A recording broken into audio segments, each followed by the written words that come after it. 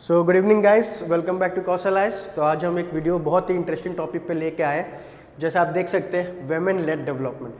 तो Indian economy कुछ सालों में या एक दो साल में हम बात कर सकते हैं, तो हम वहाँ पे अभी वेमेन एम्पावरमेंट पे कम और वेमेन लेड डेवलपमेंट पे ज़्यादा फोकस कर रहे हैं। ठीक है, तो ये दो बहुत बड़ी चीज़ है। एक होता है वेमेन डेवलपमेंट और एक होता है वेमेन लेड डेवलपमेंट। ठीक है, तो आइए इसी वीडियो के ये तहत हम ये दो को डिफरेंस समझते हैं और डिस्कस करते हैं बहुत ही इंपॉर्टेंट इनोवेशन और मार्वलस इंफ्रास्ट्रक्चर जो रिसेंटली डिज़ाइन हुआ हमारा चेनाब रिवर के ऊपर, जो कि दुनिया का सबसे टॉलेस्ट ब्रिज माना जाता है, जो कि कश्मीर को via rest of the India connect किया जा रहा है।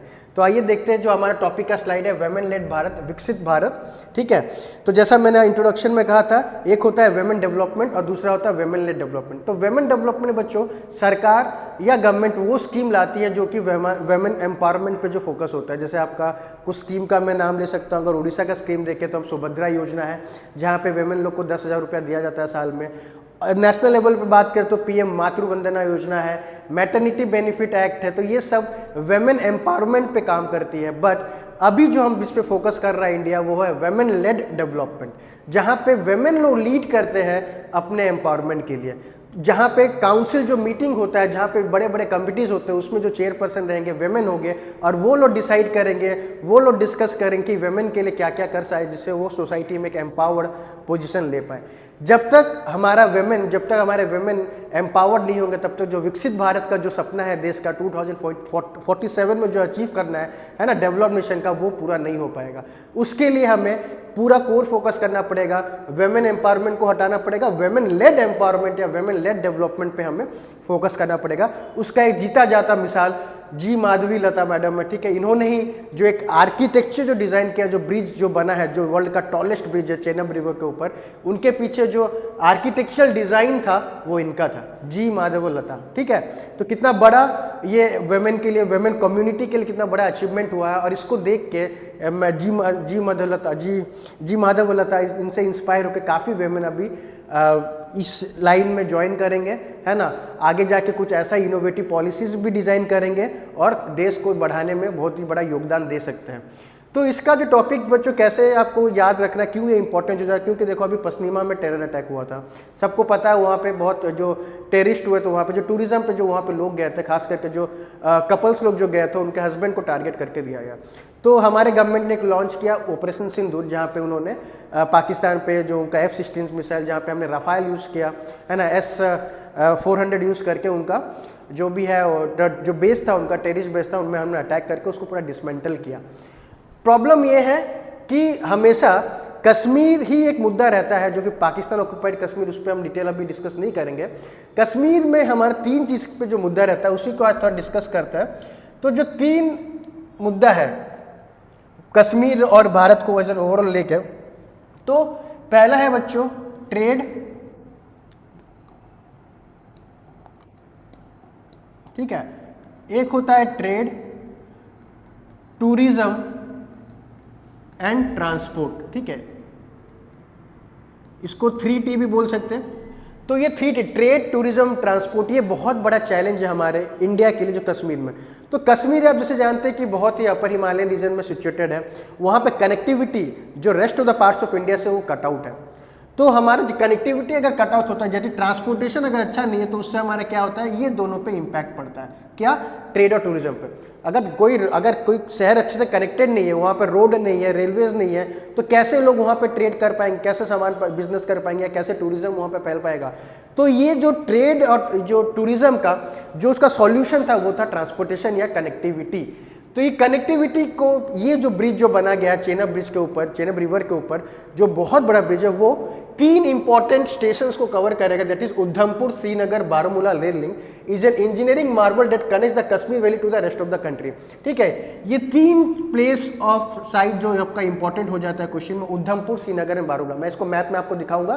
तो ये 3 रीजन को कनेक्ट कर रहा है ये ब्रिज, जिससे कश्मीर वैली, जो कि पहले उधर पहुंचना मुश्किल होता था because of connectivity, harsh weather condition, climatic condition उधर ऐसा रहता नहीं था कि लोग हर समय 24/7 या फिर ऑल सीजन में जाके वहाँ पे ट्रेड कर पाए। बट ये जो ब्रिज जो बना है ना वो ऑल वेदर रेजिस्टेंस ब्रिज है, फायर प्रूफ ब्रिज है। यहाँ पे अगर TNT अगर एक्सप्लोजन से भी ब्रिज को अगर ट्राई करे उड़ाने का टेररिस्ट तो भी नहीं उड़ेगा। तो ये जो ब्रिज है वो इंश्योर करेगा आपका ऑल वेदर कनेक्टिविटी। पूरा थ्रू आउट द ईयर ये ब्रिज ऑपरेट रहेगा, through out the year trade चलता रहेगा, through out the year tourism यहाँ पे बरकरार रहेगा। ठीक है, उधमपुर, श्रीनगर एंड बारामूला को ये ब्रिज कनेक्ट कर रहा है। जिसका इसका आपका ये जो आपका जो इमेज है मैं पहले ही बोल रखा हूँ, जो पहलगाम में जो टेररिस्ट अटैक हुआ था उसके बाद होम मिनिस्टर जो हमारे हैं अमित शाह, तो वो उन्होंने जाके साइट इंस्पेक्शन किया, क्या रीज़न था वो सब वहाँ पे इन्वेस्टिगेशन चल रहा था। प्लस जो ये जो आपको ऐसा भी पूछता है कि पहला जो रेल कनेक्टिविटी वो कब आया था इंडिया में, तो आपको सबको पता होगा। तो पहला जो रेल कनेक्टिविटी था वो बॉम्बे से थाना गया था इन द ईयर 1953 में। कश्मीर आज तक जो पूरा उसका पूरा जो एरिया है कश्मीर का वो रेल कनेक्टिविटी से हम पूरा नहीं कर पाए। बट अभी जो ये जो ब्रिज जो हम बनाए हैं that will turn a major milestone है। ये ब्रिज जो बना है देख सकते हैं आप, ये जो चेनाब रिवर के ऊपर बना, अगेन इंपॉर्टेंट क्वेश्चन आपका हो जाता है कि कौन से रिवर पे बना हुआ है। तो ये जो है चेनाब रिवर के ऊपर बना हुआ है। तो आपको चेनाब रिवर का ईस्ट जो ट्रिब्यूटरीज डिस्ट्रीब्यूटरीज वो सब भी आपको याद रखना पड़ेगा। और इंदस का तो बहुत बड़ा पार्टी है चेनाब। तो यहाँ पे रेलवे जा रहा है जैसे आपको दिख रहा है। ये जो है ब्रिज इसका और भी क्लियर डिजाइन है, इसके बारे में थोड़ा पढ़ते हैं। It is a 1.3 long bridge located in 359 metres above the Chenab river bed. ठीक है, तो लंबा ब्रिज है 1.3 किलोमीटर, कोई छोटा नहीं है। ठीक है, तो इसका जो लेंथ है बच्चों कितना है, 1.3 किलोमीटर का ब्रिज है। कितने हाइट में हुआ है, दैट इज 359 मीटर्स के हाइट में ये बना हुआ है। ठीक है, it is the highest single arc river bridge in the world. ये देखो ये जो आर्क है ये भी आपका एक माइलस्टोन अचीव कर लिया India. It is the highest single arc railway bridge.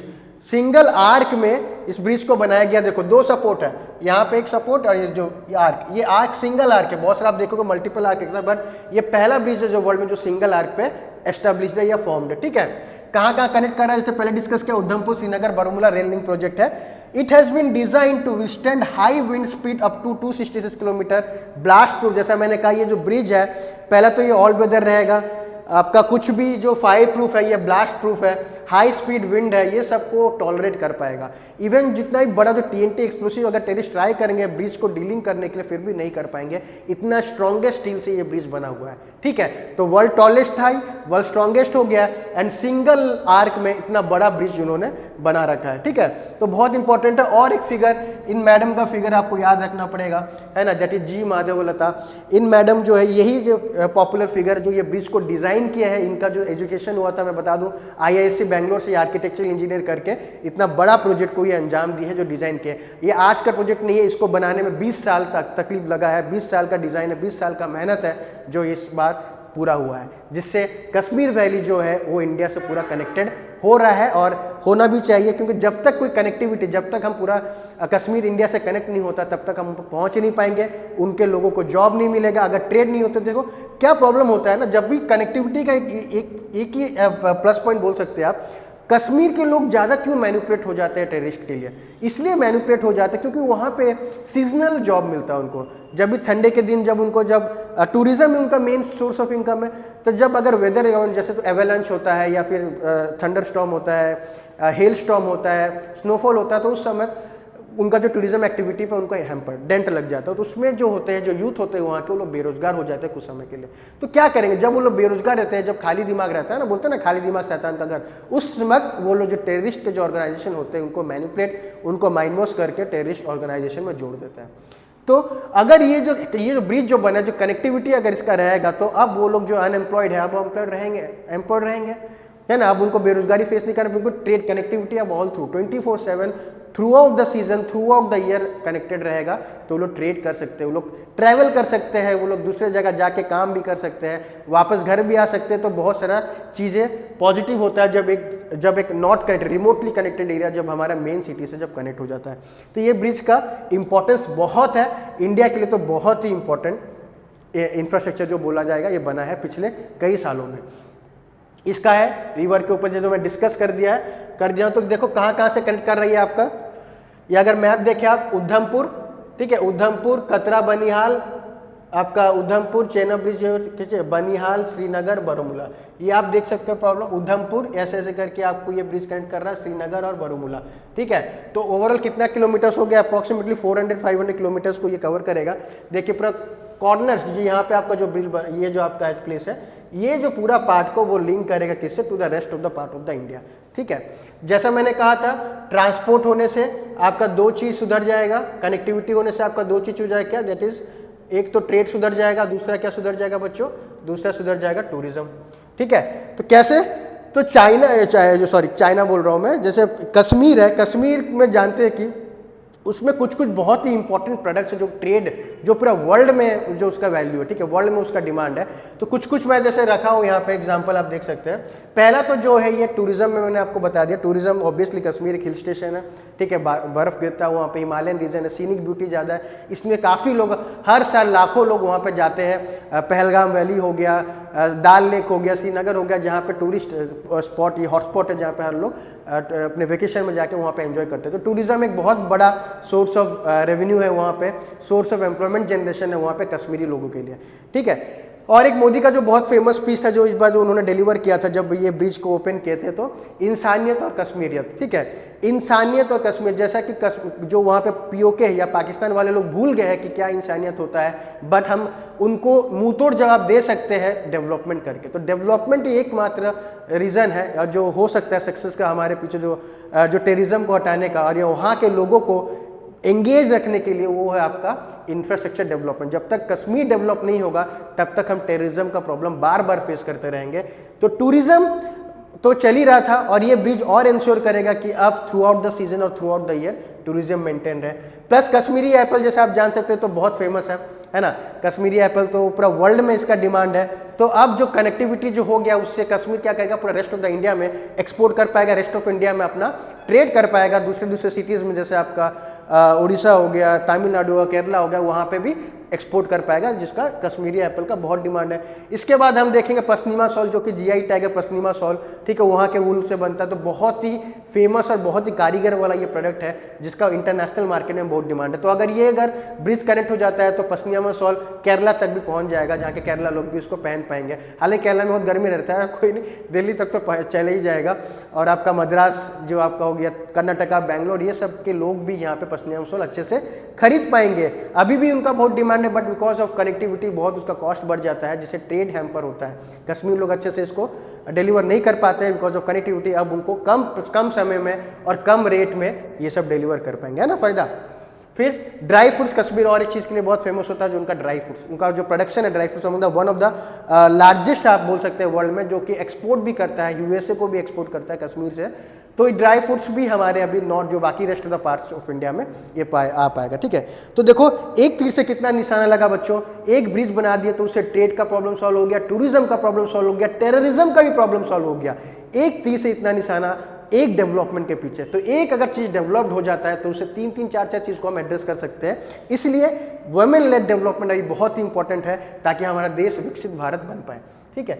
इसी के साथ साथ हम अनाउंस कर रहे हैं हम अपना ऑनलाइन बैच, जो कि जून 12 से स्टार्ट होने वाला है, जिसमें हम आपको लाइव रिकॉर्डेड क्लासेस देंगे। 800+ घंटे क्लासेस होगा, डेली करंट अफेयर होगा, सीसेट लेक्चर होगा, पीडीएफ नोट्स होगा, सब कुछ आपको विद इन 14,999 में आपको मिल रहा है, ठीक है। तो पूरा कंप्लीट जो फाउंडेशन कोर्स आप उठा सकते हैं मजा, जल्दी से इस नंबर पर एनरोल करिए। मैं आपको नेक्स्ट वीडियो में मिलता हूँ कोई और नए टॉपिक के साथ। जय हिंद।